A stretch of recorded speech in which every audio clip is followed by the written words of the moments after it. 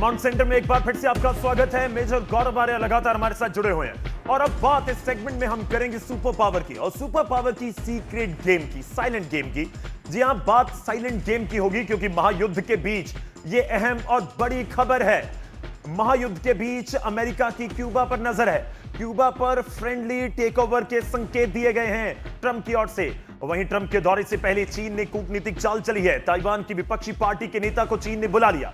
Taiwan की राजनीति में चीन का सॉफ्ट एंट्री गेम। वहीं नेतन्याहू की लेबनान को बांटने की तैयारी है। दिखाते हैं आपको एक रिपोर्ट। खाड़ी में जाल, जारी है ग्लोबल चाल। ईरान पर प्रहार, मिशन विस्तार। सुपर पावर्स का साइलेंट गेम। महायुद्ध के बीच दुनिया एक खामोश लेकिन खतरनाक खेल खेल रही है। यह सिर्फ जंग नहीं, यह है महाशक्तियों का मास्टर प्लान, जहां हर चाल के पीछे छुपा है बड़ा दांव। अमेरिका की नजर अब सिर्फ ईरान पर नहीं बल्कि क्यूबा पर भी है। खुद डोनाल्ड ट्रंप कह चुके हैं, पहले ईरान फिर क्यूबा। लेकिन इसी बीच अमेरिका ने रूस के तेल टैंकर को क्यूबा पहुंचने की इजाजत भी दी। यानी खेल सिर्फ दबाव का नहीं बल्कि संतुलन का भी है। Yeah, Cuba's going to be next. Cuba's a mess. It's a failing country, and they're going to be next. Within a short period of time, it's going to fail. उधर एशिया में चीन ताइवान को अपनी पकड़ में लाने की तैयारी में है। चीन ने ट्रंप के चीन दौरे से पहले ताइवान की सबसे बड़ी विपक्षी पार्टी की नेता चेंग लीवुन को बुलाया है। वहीं रूस यूक्रेन पर दबाव बनाए हुए है। उधर इजराइल ईरान के बीच सीधी टक्कर है। साथ ही लेबनान में इजराइल का ग्राउंड एक्शन जारी है। वहीं तुर्की सीरिया में प्रॉक्सी वॉर पर प्रहार करने के लिए अपनी सीमाओं से बाहर ताकत बढ़ा रहा है। महायुद्ध की इस मैट्रिक्स में कोई ना कोई देश अपनी अपनी चाल चल रहा है। कोई तेल के लिए, कोई जमीन के लिए, तो कोई सत्ता और दबदबे के लिए। अब सवाल यही है, क्या यह साइलेंट गेम दुनिया को तीसरे विश्व युद्ध की तरफ धकेल रहा है? जब भी चीन की एंट्री होती है या रूस का जिक्र होता है और एक बीच अमेरिका का है, और सीधे संकेत या बात होने लगती है कि क्या ये थर्ड वर्ल्ड वॉर का संकेत है। इसके ऊपर बात करेंगे, लेकिन चीन की या अमेरिका की हम बात कर रहे हैं। सुपर पावर की साइलेंट गेम से जुड़े कुछ तथ्य हमारी स्क्रीन के ऊपर आएंगे। चीन का ताइवान को लेकर प्लान क्या है? मेजर गौरव आर्य हमारे साथ हैं, उनके साथ बात करेंगे। ट्रंप की चीन दौरे से पहले कूटनीतिक चाल एक तरह से कही जा रही है। मेजर गौरव आर्य, और कुछ और पॉइंट्स हैं, अगर आप इस और आ जाएं तो एक बार दर्शक उसको जरूर देख पाएंगे।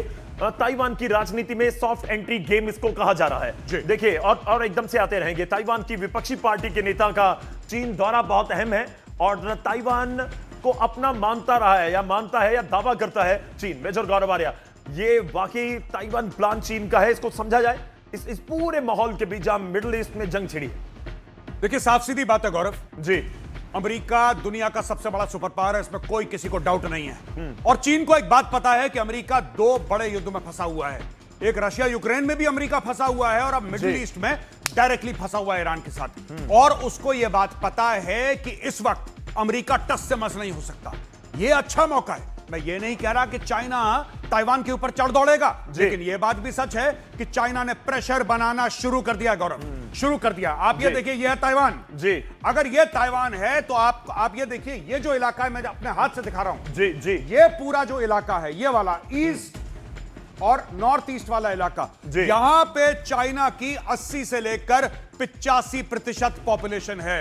ये हाईली पॉपुलेटेड, सारे के सारे आप देखिए, यहीं पे इंडस्ट्रियल बेल्ट है, यहीं से चाइना पैसा कमाता है। इसीलिए ताइवान उसके लिए हिस्टोरिकल रीजन से भी बहुत इंपॉर्टेंट है। बिल्कुल। अब यहां के ऑपोजिशन लीडर को बुलाया है, राइट? और डोनाल्ड ट्रंप कहां जाने वाला है? चाइना जी। एक चाल शय और मात, बीच में क्यूबा जी। क्यूबा किसका गढ़ है? रशिया का। रशिया तेल भेज रहा है क्यूबा के लिए, अमेरिका उस तेल को काट रहा है। और दो देश जिसका 90% तेल चाइना खरीदता था, पहला वेनेजुएला, दूसरा ईरान, जी, नल बंद कर दिया अमेरिका ने। यह भी गेम चल रहा है। चलिए, जो आप जिक्र कर रहे थे, चाइना से, चीन से ताइवान 130 किलोमीटर है, और आपने ऑलरेडी उस पूरे इलाके का जिक्र कर दिया जहां से पूरा पैसा चीन को आ रहा है। चीन की अर्थव्यवस्था जो पूरी दुनिया में छाई रहती है, या दावा किया जाता है, तो वही तो ये इतनी पास होने की वजह से भी, चलिए आपने हिस्टोरिकल रीजंस का जिक्र कर दिया, लेकिन मेरा यह सवाल है कि इस बीच ये मूव चीन का, इसको किस तरह से समझा जाए कि ये वर्ल्ड पूरे को किस तरह से इंपैक्ट कर सकता है, या चीन को लग रहा है कि हाँ ये सही मौका है एंट्री करने? देखिए, चाइना अभी ताइवान के ऊपर हमला नहीं करेगा जी, बिल्कुल नहीं करेगा। चाइना चाह रहा है कि 10 और लड़ाइयों में अमेरिका व्यस्त हो जाए। अमेरिका के पैसे लग जाएं, अमेरिका कमजोर हो जाए, फिर चुपचाप जाएगा और ताइवान को निगल लेगा। चाइना के लिए बहुत बड़ी बात नहीं है। आज की तारीख में चाइना किससे डर रहा है? रिपरकशन से जी। क्योंकि अमेरिका कुछ ना कुछ ऐसा कर सकता है जिससे चाइना को नुकसान हो। चाइना कह रहा है इत्मीनान से बैठो, इत्मीनान से बैठो, कोई डर कोई हड़बड़ी की बात नहीं है। यहां पे अमेरिका फिर से गलती करेगा और जिस दिन गलती करेगा उस दिन दबोच लेंगे। जी बिल्कुल। और बीच ये भी सवाल है कि अरब युद्ध का जो साइलेंट गेम है उसको किस नजर से देखा जाए। ये कूटनीतिक चाल का जिक्र हो रहा है। मैं इससे पहले ये भी बात कर रहा हूं कि चीन ताइवान एनाकोंडा स्ट्रेटेजी की बात होती है और सॉफ्ट गेम एंट्री की बात हो रही है। ताइवान की विपक्षी पार्टी के नेता का चीन दौरा आता है, लेकिन अब सवाल यही है कि दुनिया की बड़ी इकोनॉमी या सुपर पावर जिनको कहा जाता है उनमें चीन है, उनमें रूस है और उनमें बात अमेरिका की भी होती है। अब ये भी नजर रखिए, मैं आपको एक बार दिखाता हूं, उसके बाद बात करूंगा। एक नजर चीन के एनाकोंडा स्ट्रेटेजी के ऊपर भी डालते हैं, जिसका इस्तेमाल चीन ताइवान के खिलाफ करता है। देखिए, चीन की एनाकोंडा स्ट्रेटेजी ताइवान के खिलाफ चीन की रणनीति का हिस्सा है। सांप की तरह धीरे धीरे घेरने की रणनीति, सीधा हमला नहीं, घेरेबंदी को करना, समंदर आसमान से सैन्य घेराबंदी करना, आर्थिक नाकेबंदी कर देना, सप्लाई कट कर देना, उसका भी प्लान बनाना और बिना जंग, बहुत इंपॉर्टेंट है देखिए चीन को लेकर, कि जंग नहीं करने की जरूरत, झुकाने की जरूरत है और वही चाल है और उसका ही जिक्र है। ये एनाकोंडा स्ट्रेटेजी, ये तो कोई गुरिल्ला वॉर हो रही हो उसमें कोई कोड वर्ड की तरह लगता है। देखिए, यही चीज बहुत लोगों ने, वेनेजुएला को ऐसा लग रहा था कि रूस आएगा चाइना आएगा जी, सीरिया को लग रहा था रूस आएगा चाइना आएगा, ईरान को लग रहा था रूस आएगा चाइना आएगा, दोनों में से कोई कहीं नहीं आया। चाइना की एक खसूसियत है, चाइना की एक खास बात है, और चाइना की सबसे खास बात यह है कि China boots on the ground नहीं डालता। चाइना कभी सैन्य ताकत का इस्तेमाल नहीं करता। जो एनाकोंडा स्ट्रेटजी है वो क्या है? धीरे धीरे इनकी सांस रोको, धीरे धीरे कट ऑफ करो। ताइवान एक आइलैंड है ना, एक द्वीप है, उसको कट ऑफ कर दो धीरे धीरे धीरे और उसको कमजोर करते रहो और पुश दी एनवेलप। बहुत बड़ी बात है गौरव जी, पुश दी एनवेलप, धीरे धीरे धकेलते रहो कि देखो अच्छा अब हमने इतना कर दिया, क्या अमेरिका कुछ करेगा? अच्छा चलो आज हमने 4 कदम और ले लिया, क्या अमेरिका कुछ करेगा? कल 10 कदम और ले लिया, क्या अमेरिका कुछ करेगा? अगर अमेरिका कुछ करता है तो 2 कदम पीछे ले लिया, फिर अगले दिन आगे चले गए। ये चाइना कर रहा है। देखिए, मैं एक और चीज कह रहा था, रशिया उलझा हुआ है यूक्रेन में, अमेरिका उलझा हुआ है यूक्रेन और इधर मिडिल ईस्ट में। चीन ऐसा देश लगता है जो अपनी अर्थव्यवस्था पर फोकस भी कर रहा है और कंट्रोल बहुत सारी चीजों को कर रहा है जी। कहीं ना कहीं उसका प्लस पॉइंट है, या उसकी स्ट्रेटेजी का एक हिस्सा भी। बिल्कुल, चीन कभी फालतू की चीजों में नहीं पड़ता कि यहां पे बम मार दो, यहां पे मिसाइल मार दो, नहीं। चाइना इज वेरी क्लियर कि हमें अगर अपने मकसद हासिल करने हैं तो हमें लॉन्ग गेम खेलना है, T20 नहीं खेलना जी। ये टेस्ट मैच खेल रहे हैं लोग। चलिए, चीन से जुड़ी एक और बड़ी खबर है, वो भी आपको दिखा रहे हैं आपकी स्क्रीन के ऊपर। चीन ने पुराने फाइटर जेट को ड्रोन में बदला है।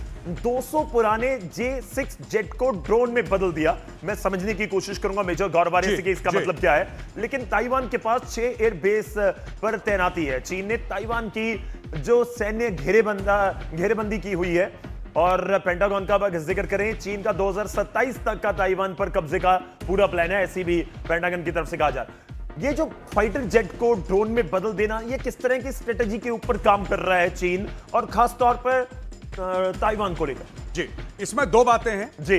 अगर एक जहाज है और एक पायलट है, the pilot is far more important than the plane.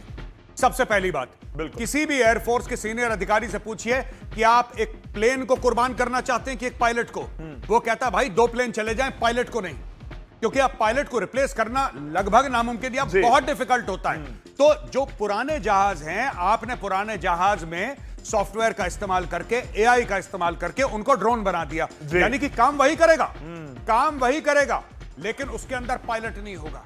तो वो जो जहाज है वो जाके आप देखिए, इसको हम लोग कहते हैं, ये एक कॉन्सेप्ट है जो कि अमेरिका ने शुरू करा था, राइट? लॉयल विंगमैन कॉन्सेप्ट कहते हैं 6 जनरेशन फाइटर्स के साथ, यानी कि एक जहाज इसके अंदर पायलट है और उसके इर्द गिर्द 8-10 और हवाई जहाज। उन 8-10 हवाई जहाजों में एक में भी पायलट नहीं है, पायलट सिर्फ इस मेन जहाज में है, और ये अपने कंप्यूटर से एआई के थ्रू 10 जहाजों को कंट्रोल कर रहा है। ये बटन दबाता है, ये 10 जहाज 10 अलग डायरेक्शन में जाते हैं और 10 अलग टारगेट्स पे बमबारी करते हैं। चाइना यही कर रहा है। ठीक है, मेजर गौरव